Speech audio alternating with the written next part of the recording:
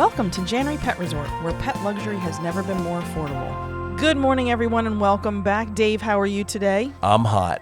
This weather has not been the nicest weather this summer between the heat and the storms, but I think it's going to be coming to an end pretty soon. Yeah, we're supposed to get 3 days of some West Coast weather. West Coast weather would be very, very nice right now. And I just want to also praise the Lord for air conditioning.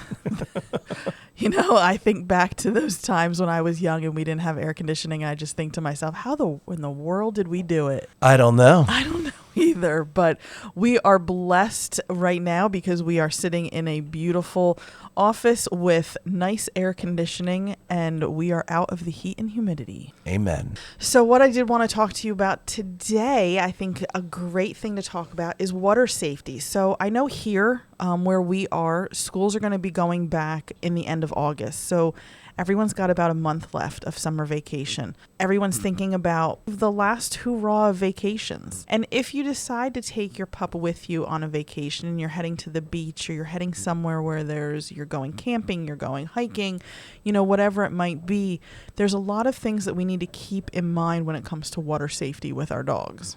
So, supervision. Dogs can be really strong swimmers, but something can happen very quickly. If you're at one of those off-leash beaches, you need to really be aware of where your dog is at all times because accidents can happen really, really fast. Yeah, and undertows, they're not species specific. No, they're not. If you're a little concerned about something along those lines, they do make life jackets for your dogs. Find some life jackets, let's get them fitted, make sure they're properly on. I mean, I think that some of them are adorable. You can get ones that have little shark fins on them, ones that look like little mermaids.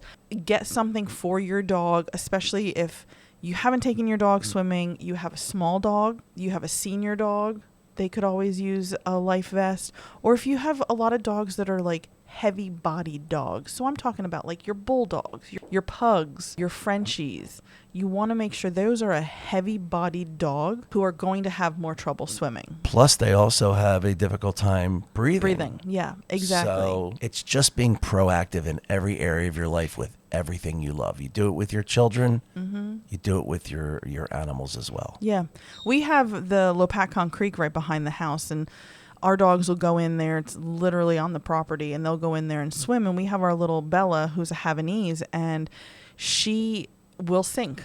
And so she has a life vest. So if we're taking the dogs into the creek, it might be up to my knees. It might be up to my waist in spots, it might be just my ankles. But when you think of a dog that is only maybe their back is 10 inches off the ground, up to my knees is over their head.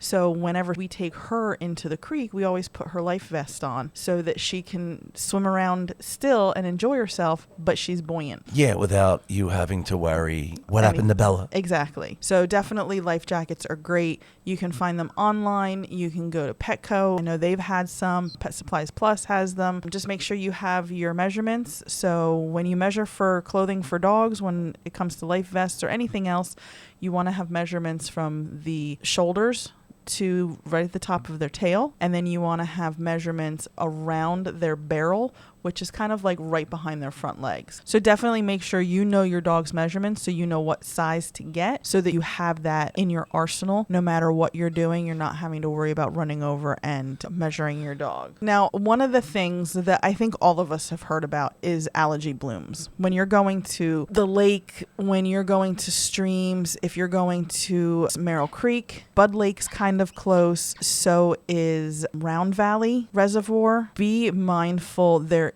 is an algae bloom happening. Algae blooms happen when you kind of have stagnant water, it's warm, the blooms come up. You don't want your dog in that. It can be fatal if they ingest any of that algae. It's a blue-green algae. I know right now the Round Valley Reservoir right now is closed for swimming because of the algae bloom. The one up in Bud Lake has a watch for the algae bloom. You really want to keep your dogs away from that algae because it can destroy their liver and it can be neurologic. And most of the time, unfortunately, we've probably all heard the sad stories of people who take their dogs swimming, they're in the car leaving, and all of a sudden they're rushing their dog to the emergency hospital and their dog is not surviving. Anytime you take your dog anywhere, always take water with you.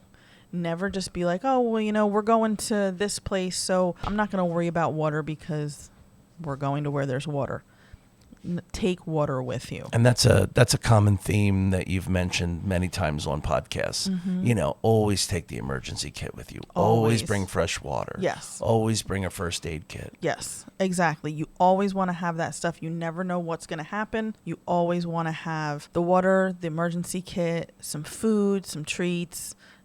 Make sure you're throwing in a towel if you're going somewhere where there could be water.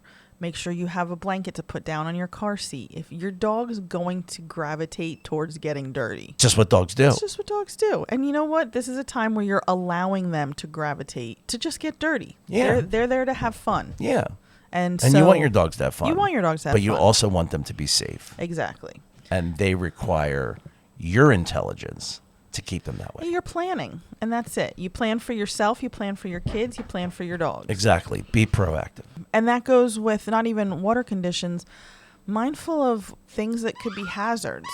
You have hazards that could be sharp objects. You have hazards that could be fishing gear. Behind the house, we had our other dog, Star. She was out running around the one time, and all of a sudden she started running around on 3 legs instead of 4. And we looked at each other and we're like, what the heck just happened to her? And we got her and we looked at her and we looked down at her foot, and she, on a sharp rock, she had sliced the bottom of her pad. But we wrapped it up. We called the vet. We took her in. We had them look at it. Pads can't really be stitched. What do they do to heal pads? So it's pretty much just wrapping and bandage and care and keeping it clean and all of that stuff. And then it just scabs and heals. And it just scabs and heals, yeah. After that, we were like, all right, this is something we need to be mindful of, that she likes to run along the edge. There's a chance that she's going to cut herself. And it's a chance you got to take. And that's, again, being prepared and knowing no matter what, there's always a chance that something's going to happen, and just being ready for it if it happens. So bring that first aid kit. Bring that fresh water. Exactly. But be mindful. I'm not going to stop her from going out and enjoying herself. And if she cuts something again, what we're going to heal it. They always say dogs aren't here for long. Let's go ahead and let them live. And we let her go back in the creek. And, if she happens to cut her foot again, she's having a good time. Bring that first aid kit. Bring the first aid kit. Water intoxication. So dogs can actually suffer from water intoxication, and it can cause vomiting, it can cause lethargy, it can cause seizures, it can cause bloating. So if you're playing with your dogs and they're chasing the hose, there's so many people, of which all groomers would say, please do not do this. Do not play with the garden hose with your dogs, because when you take your dogs in to get groomed, guess what they want to play with when you're trying to wash them? The hose that they're being washed with. The hose that they're being washed with. Exactly. But a lot of people do because it's cute. It is what it is. But your groomer isn't going to be super happy if all your dog wants to do is bite at the hose when they're trying to give it a bath. Now you know a little bit more. Exactly. Leave the hose alone. Get a sprinkler. Slip and slide. There you go. If you're throwing a toy into the water and the dogs are grabbing it and coming out of the water with it, that can cause ingestion of the water. Dogs can get water intoxication. You want to minimize that as much as possible, because you don't want the vomiting, the lethargy, the seizures, the bloating. So water intoxication does require a vet visit. Water intoxication does require a vet visit. 100%. Yeah. Look, after this podcast, people are going to like, you know what? I'm not taking my dog Nobody's looking. anywhere. Leave the dog home. And you know what? We're here for that as well. Yeah. Be that as it may, people do like to take their dogs with them. It's a whole family sure. adventure. They're dogs part of are the family. Yeah, exactly. Yeah. So other things that you do want to keep in mind is dogs can get swimmer's tail. Is that like the dog's version of a rudder?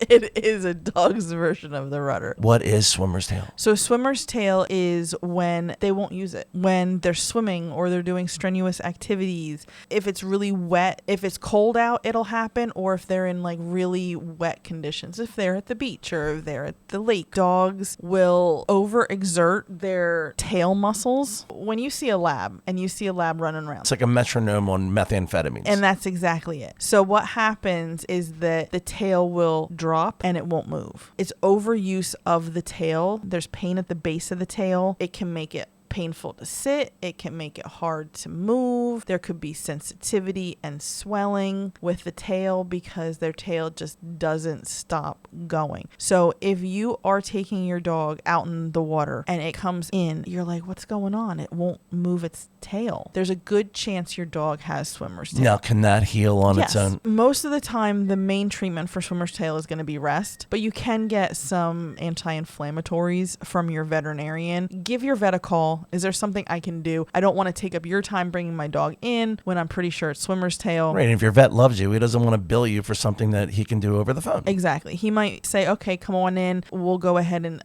prescribe you something. Or he might say, hey, just go to the store and get XYZ and try that for the next 24 hours. And then let me know how it's going after that to see if we have to do something a little bit more. And that's perfectly fine. Just making sure that, again, you're conscious of what your dog's doing. And like what we talk about in group play, where we have to make sure that we pull the dogs out of that mindset of play, just to reset them for appropriate play. It's the kind of the same thing when you have your dog and they're out and they're at the ocean or they're at the reservoir and they're out there running and they're playing and they're having a good time. Every once in a while, you just have to reset them, bring them back to wherever you're sitting or bring them back onto the beach, reset their brain so that everything kind of calms down a little bit, and then you can let them go back and do their thing. You know what? When you just said that, it reminds me of when I was raising my daughter. Mm-hmm. You know, you've been playing outside all day. Why don't you just relax, Right. cool down, have some lunch, let that settle, and then go play again. And Right. that's exactly it. So just apply that same theory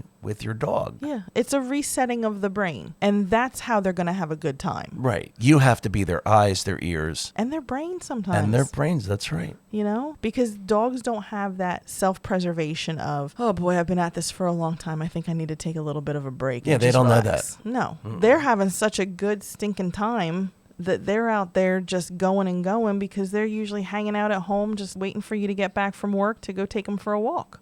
That's right. By the way, I walk mine at 6 a.m. during these days. Yeah, I walk them a few miles because once 9, 10 o'clock comes, It's hot. I don't want to go out in it. No. But even more from our last podcast, feel how hot that concrete is and the asphalt. Our main concern with all the dogs that come here in this heat is the amount of time that they're outside. We have to think of not only the dogs being out in the heat, but the staff members being out in the heat. We do have pools set up. We do have Sprinklers. We have misting fans. Oh, they're so great. I stand in front of them. Oh, yeah. The staff do too. Yes, they do. That's fun for all species. It is fun for all species, and making sure that they come in, they have fresh water, the air conditioning is cranking and going, and they're nice and cool. We have to remember that dogs don't sweat like normal people sweat. They sweat through their paws, they pant. That's how they regulate their body temperature. Exactly right. So, and this is why people drive far and wide to come bring their dogs here, because they know how hypervigilant we are over their health and their safety and their well-being. in this industry,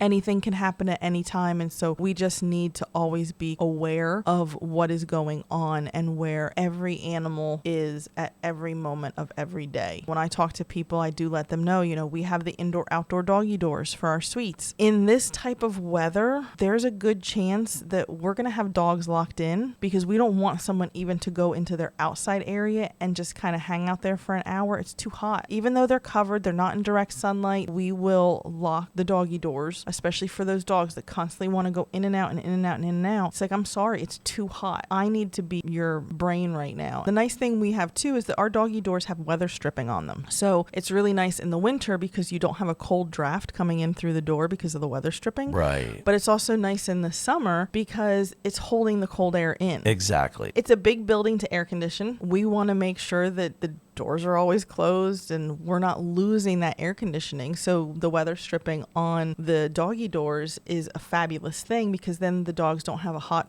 draft on them, and we keep all the air conditioning inside the building. My goal here is that the dogs are going to be safe and as happy as we can make them. Right. And they want to go out and play. They want to be with the other dogs. Mm-hmm. But it is on the responsibility of the staff at January to say, okay, you know what? That's enough time in the heat. Mm-hmm. Now it's time to go back and relax. Mm-hmm. A lot of people think, oh, no, my dog wants to play all day. No. Wrong. Your dog wants to come in and go to sleep in their nice, cool kennel. And we have to be their eyes and ears and say, okay, that's enough. So the biggest thing, know what your dog can handle, know what they can't handle, and be prepared. You guys have a wonderful day. Stay safe, stay cool, check on your neighbors, and keep your pets happy and healthy.